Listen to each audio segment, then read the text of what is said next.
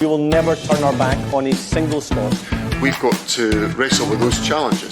This is the same nonsense we have heard time and time again. This is our country. Let's fix it together.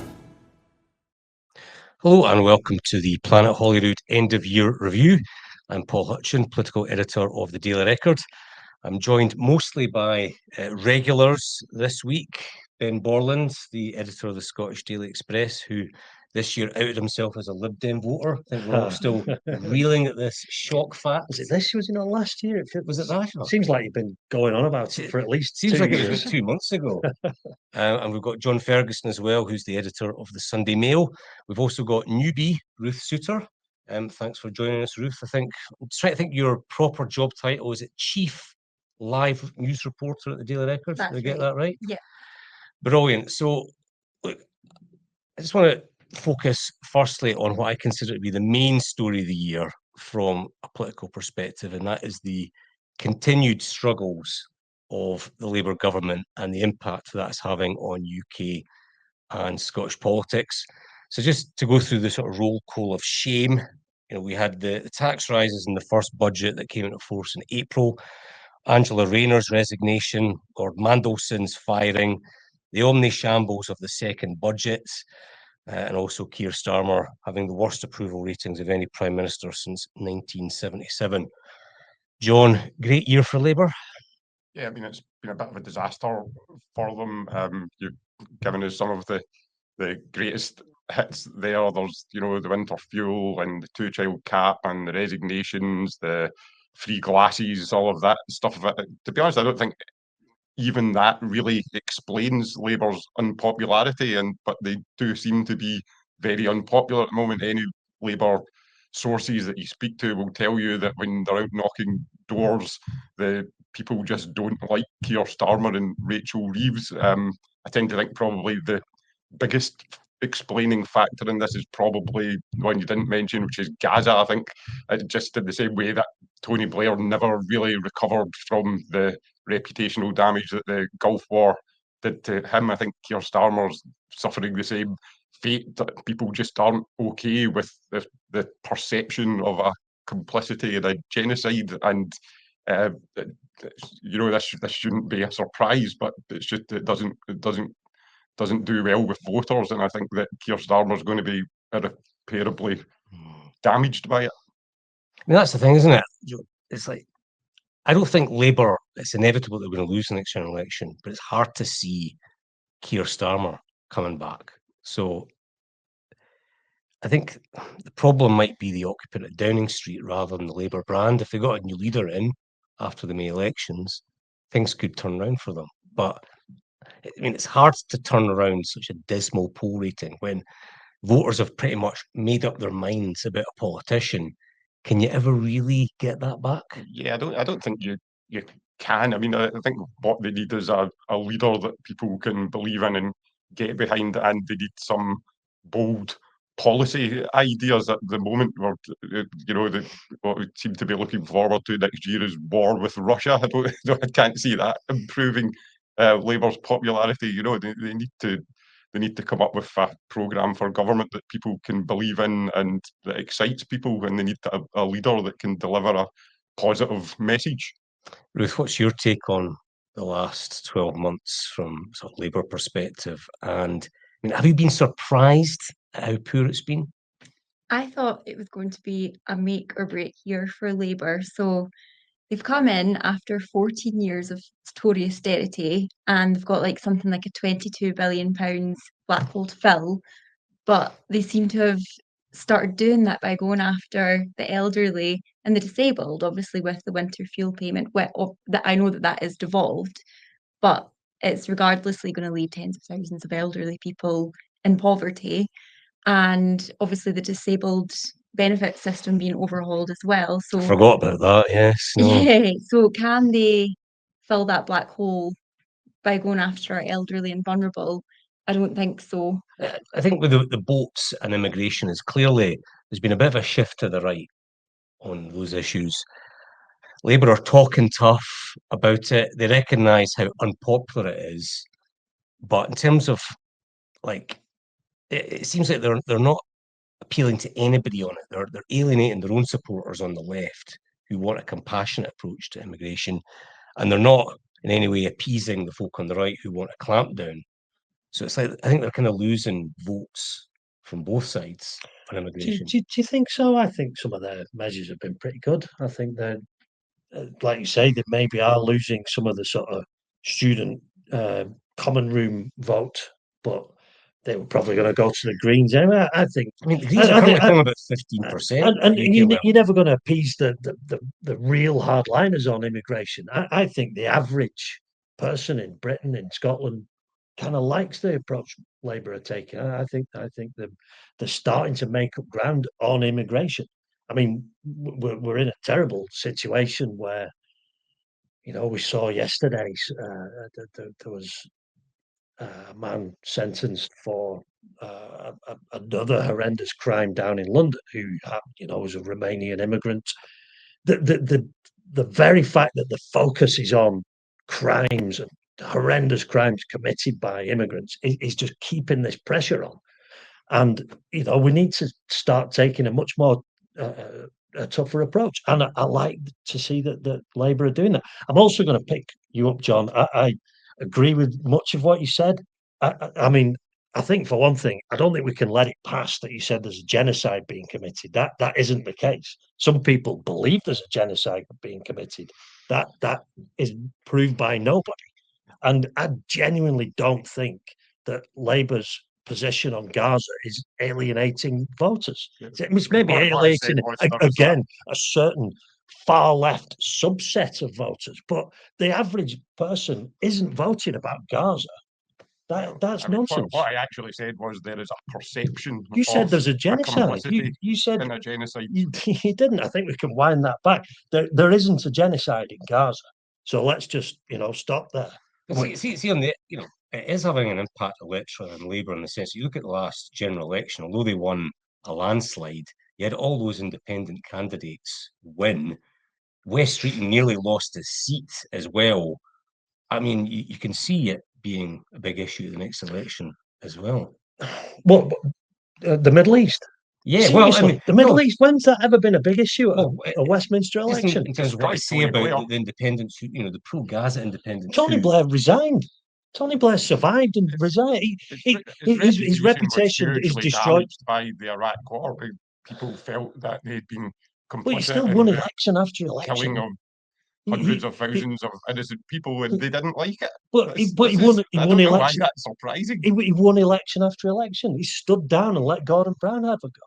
I'm not saying it's going to be won the next a dominant issue, but in particular seats, it's going to be a problem for Labour, as was seen in the 2024 election. I mean, West Street nearly lost a seat. You're going to have all these. Got four MPs who are single issue candidates who that's unprecedented.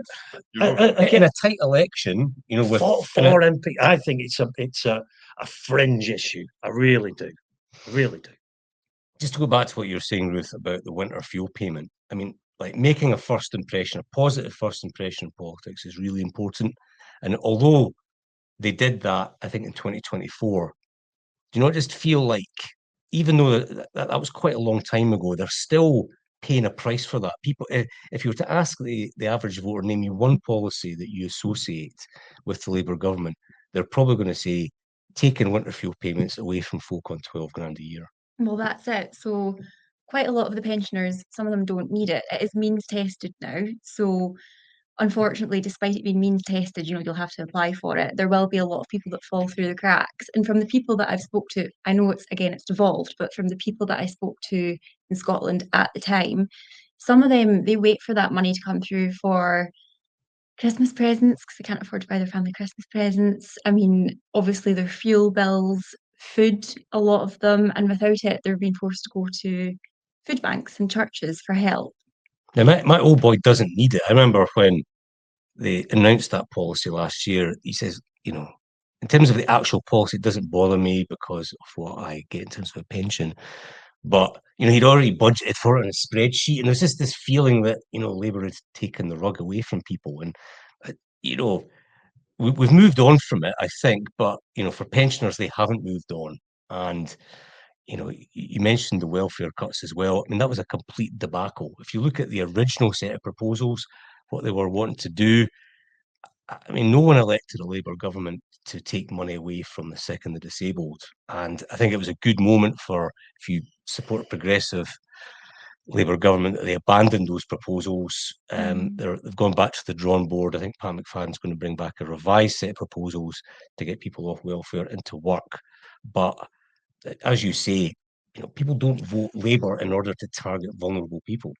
I can't help feeling. I mean, we were supposed to be discussing Holyrood.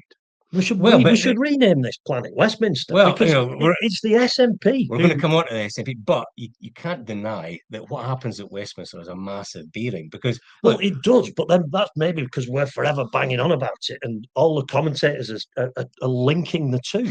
The SNP are responsible for most of these policies. We're about to come on to them, but you look at where the opinion polls are just now. That's largely because of the performance of the Labour government. Voters don't make a distinction between UK Labour and Scottish Labour. So when UK Labour are doing well, Scottish Labour I think they do. Well as well. I think you do Scottish voters a disservice. I think they are the most sophisticated voters in the UK. And I think when it comes to next year, I think we'll see that. I think Hold on a second. Right. So you hate the SNP or you dislike them. They've won the last 4 elections. How does that tally with Scottish voters being most sophisticated in the But I'm not saying I agree with their electoral choices, but I'm saying they get the fact they make a sophisticated choice to put the SNP. No, they get that Westminster votes are different to Holyrood votes, are different to council votes. I don't think voters are going to vote entirely on Keir Starmer's woeful record. I just don't think entirely, but I mean, it's going to be part of it. It does seem that Scottish Labour's fortunes are inextricably tied to Westminster Labour's fortunes. That, I mean, you might not like that, but it does. There is the link is the link's huge. There. Yeah, I'm not saying every voter's, but I do think there's a majority of voters will realise that this election is about schools, it's about hospitals, it's about crime, it's about courts, it's about police stations, it's about the day-to-day running of public services in Scotland, which it is nothing to do with Keir Starmer. So I was just about to come to the SNP. I was about to come to them. So, Labour down, in parallel with that, the SNP up, which is a pretty remarkable turnaround given where they were in 2024. John Swinney was humiliated in the general election. We had Operation Branch Form looming large, which John New wrote extensively about. It looked like they were dead and buried. Now they're about 19 points ahead. He has largely steadied the ship, and yet you look at their records in devolved areas, and it is a dismal government. The health service is, I wouldn't describe it as a collapsing public service, but it is struggling badly. You saw the stats on drug deaths yesterday. I think it was 20% up over a year. The education attainment gap, I think they've pretty much given up closing it when it was actually a priority for Nicola Sturgeon. You saw the grooming gangs debacle that's played out over the last few weeks, where Angela Constance clearly misled MSPs on that particular issue. Yet it looks like she's going to survive. I mean, I think Scottish politics is this sort of paradox, isn't it, or contradiction, where you've got a really struggling government, John, and yet sort of riding high in the polls. Yeah, I mean, it's very difficult to explain, isn't it, that after 2 decades and all of those things that you've mentioned, it does look like the SNP are, well, according to the polls, are going to stroll to another win. That's pretty astonishing. I mean, I think you've got to give John Swinney a bit of credit. He steadied the ship. There hasn't been the same number of unforced errors as some of his predecessors, but it does. I mean, in some ways, you really kind of makes you question the whole idea of devolution as it stands when you can have a party winning another election after 20 years in the face of all of these problems. It looks like the SNP are going to do very well out of the rise of reform. I don't think you can blame them for that, but that's just the reality of it. And I guess one thing that is, you could say is a positive, or certainly I would see as a positive, is that that Reform don't look to be anywhere near winning the election, whereas polls would suggest in Westminster they actually would win an election, and you'd have the spectre of Prime Minister Nigel Farage. That, I think that would be the worst outcome for Britain that you could imagine. We'll come to Reform, but Ruth, I mean, it is remarkable, isn't it, that after 18 years of SNP government, I mean, public services are just in a state of disrepair. You look at the health service, people are struggling to get a GP appointment. You don't want to be languishing in A&E for very long. And yet there they are, looking like they're going to win a fifth term. I know. Well, that's it. Basically, our public health services are scuppered. The NHS is on its knees. There's the education systems. I mean, it's really struggling. Teachers are really, really struggling. Classes are way overfilled. Yet they seem to be doing really well in the voting polls. So I personally think, it's nothing to do with their performance in government because they're awful. I think it's mostly to do with Starmer's. That's a reaction to Starmer's government. So, 100%. I mean, with Swinney though, I mean, it's actually mind-blowing how he's managed to come in and stabilise government and the SNP, despite not ever, thinking that he was actually ever going to be the first minister. So he's halfway at the door. He was planning his retirement. Yeah, so he was wanting to retire next year. So I think what he has done is commendable, but I think the SNP for Scotland is just it's bad. I think he still might retire next year. I'm not a Labour supporter, and I don't work for a Labour supporting paper. We know where your loyalties are, you big Lib Dems. But I still think the SNP will, like I say, I have my faith in. I think this lead is soft, and I think we're talking about the main reason for the recovery. The SNP can rely on a hardcore of people who and well within their rights, want an independent Scotland. And their only place to put the cross on a ballot paper is the SNP. I know there's other parties, but it's the SNP. So they've got this 40%, let's say. They can just rely on it. It doesn't matter what they do. It doesn't matter how poor the hospitals are. It doesn't matter how badly kids are doing in school. It doesn't matter how few police there are on the streets. They can rely on this 40% base vote. And what we saw when before Starmer got in was Labour managed to overhaul that 40%, but then it's dipped down here. So it's a very small swing can put Labour ahead of the SNP core vote, or they can put them behind. And, I do think there is a chance. I think, especially if Labour can be very strong and say, look, there isn't an independence referendum happening in the next Parliament. Even if you win a majority, even if you win every single seat, there isn't one. And maybe that'll get through. Well, hang on, if there's not going to be a referendum, what's the point of voting for the SNP? It does feel like I think that a lot of people, the fact that Westminster parties rule out another referendum pretty much flatly, I think that does lead to opening the door to a sort of cynical vote where people can't know that they can vote for the SNP. Maybe. There's no chance that that's going to result in an independent Scotland, but what it will result in is a party that in a very cynical way is going to fight for as many resources from the Westminster government as possible. And so, I think that's what I mean. You need to look at the way that devolution's working now, that I think that really there should be some kind of path to another referendum, and the fact that there isn't is allowing people to vote quite cynically. So, Labour support plummeting, SNP support stabilising. The other factor, and we can't deny it because the polls are there for all to see, is Reform is soaring, not just in England, which is where their political base is, but in Scotland as well. And it just looks like, if the opinion polls are correct, that they could be the largest opposition party after the next Holyrood election, winning over 20 MSPs, which would give them their biggest group, I think, anywhere in the United Kingdom in terms of parliamentarians. They don't have that number of MPs, and they won't have that number of, I think it's MLAs in Wales. Is there not a chance they could win Wales? Well, I think there's a chance that they could become the largest party, but I would imagine that Plaid Cymru and Labour would sort of club together to stop them from taking the leadership. Well, there you go. Plaid Cymru and Labour, the Nationalists and Labour working together. Could that happen here? Yeah, no, I don't think that's going to happen here. So. I mean, I was looking back over the polls over the year, and actually, Reform weren't ahead in a single poll until the 8th of January, 2025. So, I mean, this has been a 2025 phenomenon. They weren't ahead at all. There wasn't a single poll had Reform in the lead last year. And then from about, I think, April onwards, there's not been a single poll where they haven't been in the lead. I mean, we're looking at quite a remarkable phenomenon. I just think, I mean, I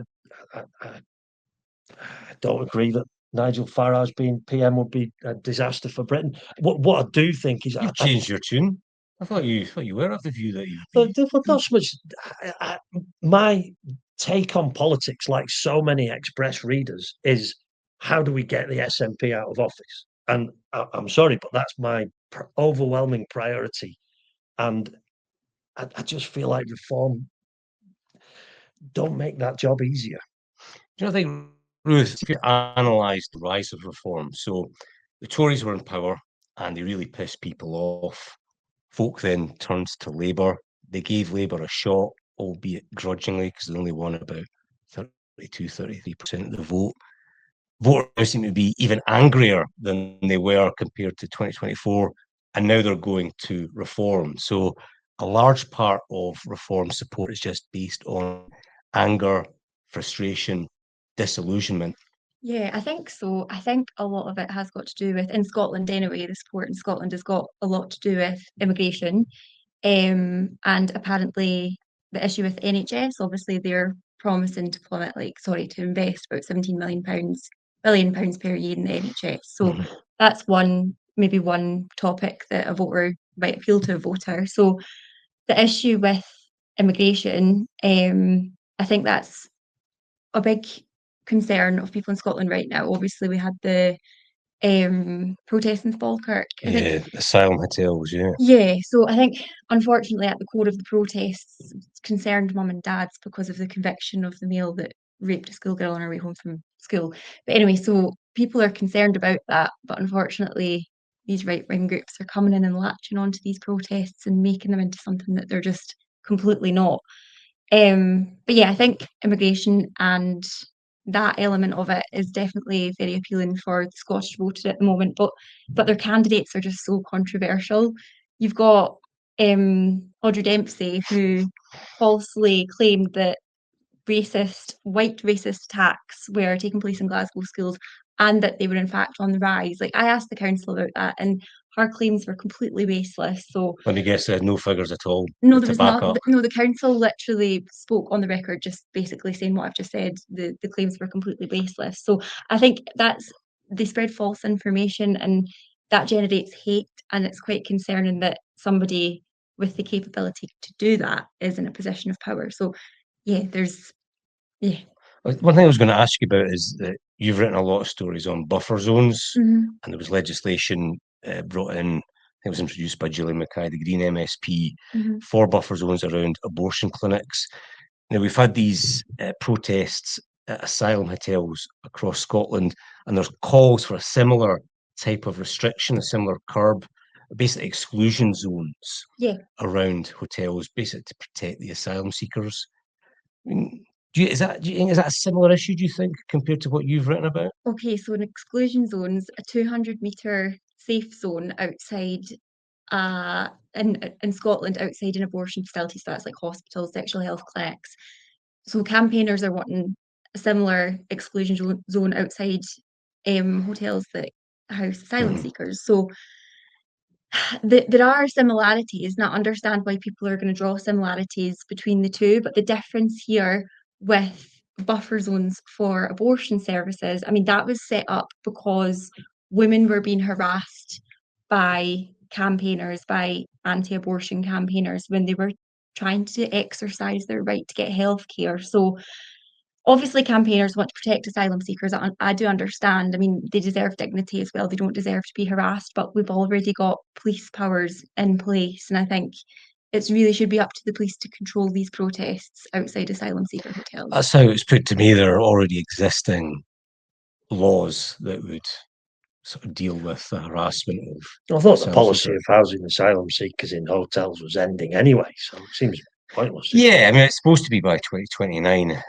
but as we know from the proposal in Inverness, I mean, it's hard coming up with an alternative that has got public support. I think as well the difference, obviously, if you're accessing an abortion clinic, you're a female. Most of the people housed in the asylum hotels are males, and that's a very obvious distinction that I would draw between the two. Do you think, John, see the rise of reform and the sort of increased prominence of asylum, immigration, even on the areas like housing which are devolved? I mean, has Scotland moved to the right this year? I think that everywhere has moved to the right a bit. I mean, I think this is what happens when the left and the centre become kind of very hollowed out, and or the message is so dismal at the moment. The traditional centrist parties are saying things are bad, they're probably going to get worse, there's no easy fixes, radical politics won't work, and people quite like radical politics. I think that's why the Greens are doing very well. Zach Polanski's saying no, things can be radically different. We can tax the rich in a completely different way. We can grow the economy by focusing on gathering more tax from billionaires. That people quite like that sort of radical message. And I think the problem has been that Reform have been offering an equally radical message from the right, and I think that's the reason that they've become so popular. Their version of radical politics is to say that everything wrong in your life is the fault of immigrants. We'll get rid of the immigrants and everything's going to be better. Can they both not be, the Greens and Reform can not be both critiqued in the sense that, it's very easy to say that all our problems can be solved if we have fewer immigrants, and equally, it's very easy to say that all our problems would be solved if we only taxed the billionaires. Yeah, exactly. Things are more complicated than that. Both versions are overly simplistic. The problem is that the right-wing version is backed by lots of national newspapers and media, whereas the left-wing version never is. And so what happens is that left of centre parties tend to become a little bit more right-wing and try to appeal to the broad base of voters, whereas the right-wing parties are allowed to flourish in a far more right position. Labour had a go at radical left-wing policies. We had Jeremy Corbyn as he was leader. Destroyed by the right-wing media. That's my point. He was destroyed by himself through his utter uselessness. He was destroyed by the voters because a couple of versions of his policies were put to the electorate, and they I don't think he was a brilliant leader, but I think if you're not living in reality, if you don't accept that a large part of what happened with the Jeremy Corbyn project was that he was utterly rejected by the right-wing media and to some extent the BBC as well. Remember all those stories about he's not bowing far enough at the cenotaph, he didn't bow enough, he bowed too much. But the media was pretty off the scale. We're well within our rights to criticise political leaders, and we're forever being told that the newspapers don't have any power anymore, and it's all social media. Corbyn and Twitter was awash with Corbyn supporters, and he still didn't win. I just think that I just think I agree though, we do need to come back away from the fringes, and I just think. So how does that square with your support for Farage if you want to come back? Well, I didn't say mainstream. I didn't say I supported Farage. I just said I don't think he would be a disaster. I think Farage is actually quite a sensible guy. I think he's got some, the example Ruth gave of one of his party members saying misleading stuff that could potentially incite hatred in society. Farage did exactly the same thing when he came to Scotland a couple of weeks ago. Police Scotland, I don't think I've ever saw this. Police Scotland had to release a statement saying what he said about increases in sexual violence around asylum hotels just isn't true. And also, I mean, I remember Farage was asked which politician he most admired, and he said it was Vladimir Putin. Is So that did, where we want to go? so did Alex Salmond. Yeah, and he was absolutely disgraceful for saying that. Um, I'm like I just said, saying, these are the fringes, they're not the mainstream. well, I mean, I did start the whole point by saying I think we should move away from the fringes. I mean, like I say, looking ahead, I think the priority. Let's put Farage, put Zach Polanski. None of these people are standing at the Holyrood elections. It's Anna Is Sarwar, John Swinney not John the sort Swinney. of sensible centre?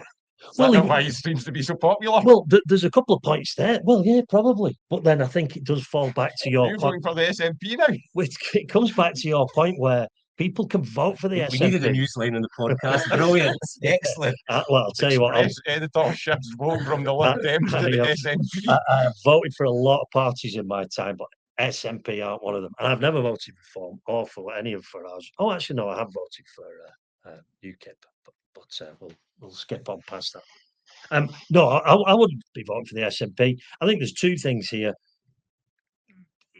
He may well represent sensible centre-left policies, but they've failed. And we've all agreed that they've failed.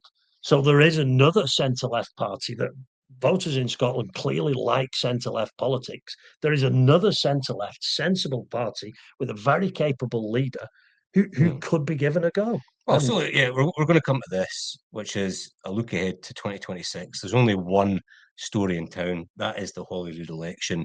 And I think the only question really is, can anything prevent the SNP from winning this fifth term? I'm clear the only person who can stop John Swinney from staying on as First Minister is Anna Sarwar. I mean, Reform are going to do really well, but they're not going to form a government. The Tories are, got about as much relevance as dinosaurs, and Alex Cole-Hamilton's not going to be First Minister either. So, I mean, you're saying that the Tories have been the official opposition since. Look at opinion polls. I mean, they're struggling to get 10 MSPs next time. I mean, they're dead. Opinion polls. There's a long way to go. Like I say, at the start of last year, Reform had never led a national UK opinion poll, and now they've led constant. Things can change. Things can change. Anyway, sorry, I'm dominating. Do you know what I think, Ruth? I mean, ultimately, next year, regardless what you think about independence or the union, I mean, it's either John Swinney's going to be First Minister or Anna Sarwar is. And that's the choice, really, facing people. I think it depends on Keir Starmer's performance from now until the next election. I really do. There's a lot of issues that need to be sorted in Scotland, and I don't have any. I just don't think it's going to get sorted. And what? Do you think, I put it this way, I don't think Keir Starmer's not going to be making all that many appearances on the stump for Labour because he's seen as a liability. I mean, so Anas wants him to stay down in London. If he comes up to Scotland, he'll probably arrive in the boot of a car and then be, shuttled down a few hours later. I mean, he was probably seen as an asset for Labour in Scotland in 2024. Now, absolutely not. I mean, it's just... I think you're going to see Anas pretty much lead from the front in this campaign. He's going to try and make it sort of presidential style contest between him and Swinney. And the question is whether the brand damage to Labour that's taken place is so severe that it makes Anas Sarwar's efforts just. I mean, I think you're absolutely right that it's going to be John Swinney or Anas Sarwar, and we're at risk of a large delivery of humble pie being delivered to the office if we were to say, as the opinion polls are showing at the moment, that it's going to be John Swinney. But I think Ben's right. There seems to be evidence that Reform have plateaued a bit and could be on the slide. I think that the great gift with Reform is going to be their candidates. Every time you get a name that there's a scandal sitting behind them.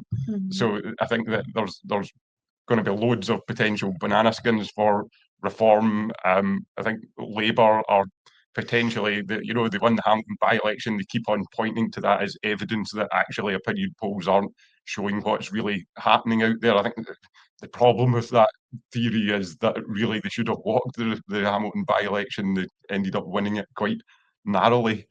But nonetheless, you know, I think if an ass could really throw the kitchen sink at this, have a brilliant campaign, if the reform vote is to slide a bit, and if there's, you know, some more screw ups from the SNP and John Swinney's just a bit lackluster, I think it's still there to be won for Labour. You know what? One thing that maybe we'd all agree on, this is an election for the devolved parliament. So what it should be judged on, what it should be based on, is the performance of the Scottish Government over the last few years in terms of public services and the vision all the parties have got for the next 4 or 5 years. It shouldn't be a referendum on Keir Starmer.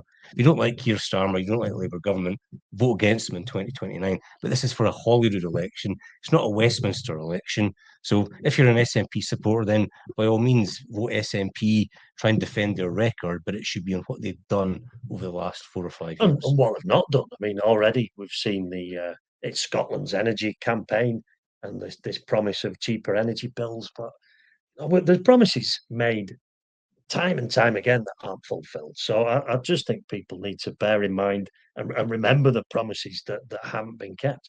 The other thing to say today, obviously, Grangemouth, we've seen the UK government pumping 120 million pounds to keep one of Scotland's crucial remaining pieces of heavy industry open. It's closing down, isn't it? Yeah, it was closing down. Same with Mossmoran. No, Yeah, it's the refinery's closing Oh, down. no. The alternative version is that the UK government could have stepped in and kept Scotland's only oil refinery open, but they chose not to. Petrochemical plant, which was in danger of closing, is now going to be kept open. So that was announced today. You know, that's good news. I just think you know, a bit of positivity from the Labour supporting media wouldn't go amiss.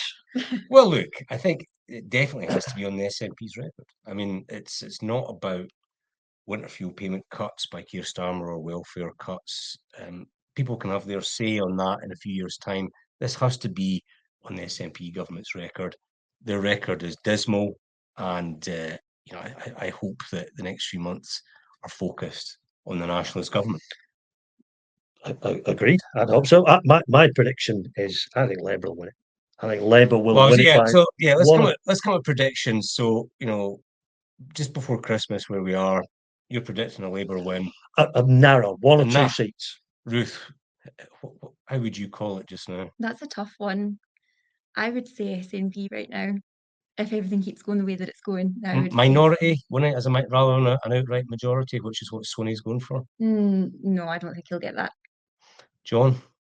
Yeah, I mean, I think all you can really judge these things by is the opinion polls, and the polls are suggesting that that the SNP will remain in power. But yeah, I think probably the bigger story is going to be that you really are going to have this rainbow parliament with the SNP probably in control, but a decent chunk of MSPs from Labour, Reform, the Greens, the Tories and Lib Dems, and so it's going to be very interesting how you get things done and you know, deliver some of this better policy that we all want to see with that kind of a parliament.